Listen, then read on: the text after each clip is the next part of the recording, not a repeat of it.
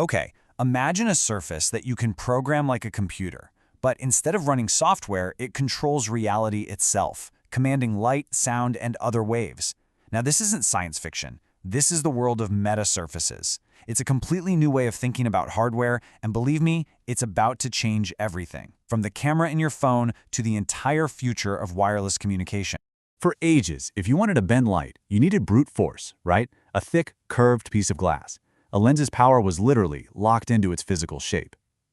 But what if you could do the same thing, and a whole lot more, with something that's totally flat? We're talking about a fundamental shift here, moving away from these bulky, static objects to a new frontier, super thin surfaces whose power comes not from their shape, but from these microscopic patterns etched right onto them. And this takes us so much further than just a simple mirror or a prism. We are stepping into a world where we can give surfaces incredibly complex instructions, basically telling any wave that hits them exactly what to do. And really, this is the question that changes everything. Why would you rely on heavy, clunky lenses when you can get even better results from something that's flat, light, and just infinitely more versatile? Answering this question is unlocking a whole new design philosophy. So what in the world is a metasurface? Let's get into it.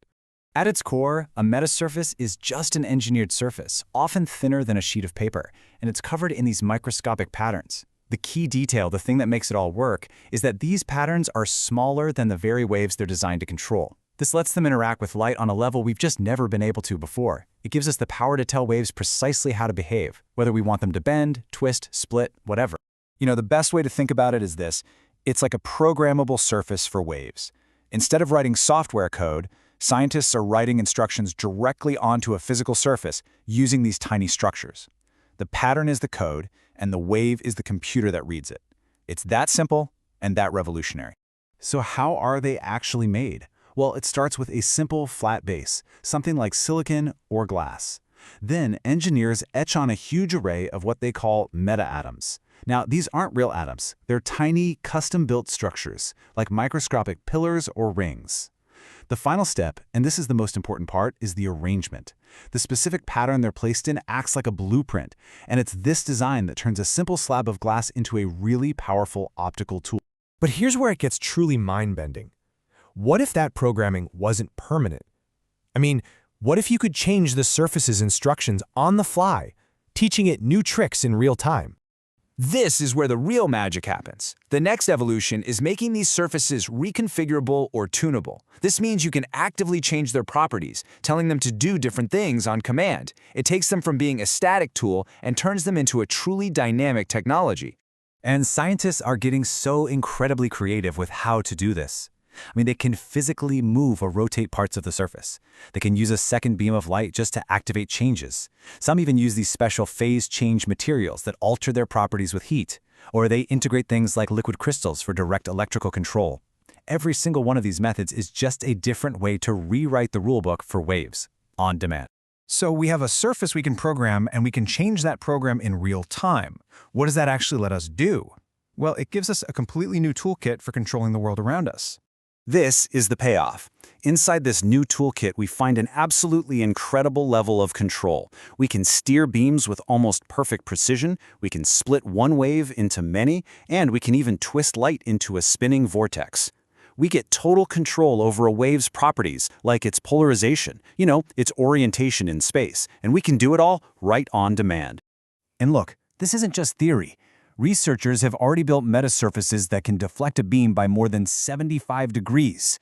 To put that into perspective, that's like making light take a super sharp right turn on command using a completely flat surface. It's an unbelievable angle of control from such a tiny device. The key here is the incredible level of fine-tuned control. As this quote gets at, it's not just about doing one thing to a wave, it's about multitasking, simultaneously and independently controlling its strength, its timing, and its orientation. This is a level of sophistication that old-school, bulky optics they can't even come close. So what does all this power and control really add up to? Why does this matter outside of a lab? Well, this is where we connect the technology to the real world. The impact is going to be incredibly broad. For wireless communication, they could create these hyper-efficient, steerable antennas for things like 6G. In imaging, they promise flatter, lighter, more powerful cameras.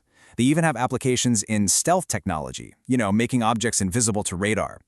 Basically, any technology that manipulates waves is now a candidate for a major upgrade. So ultimately, what we're witnessing is a fundamental paradigm shift. We are moving away from an era of hardware that was defined by its physical bulk and shape to an era of hardware defined by information, by the patterns encoded right on its surface. It's a move from brute force to intelligent design. And that brings us to the final, kind of staggering thought.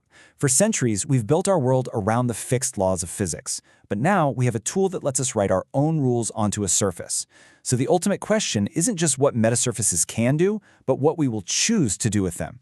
If you can program the way waves interact with the world, what instructions will you give?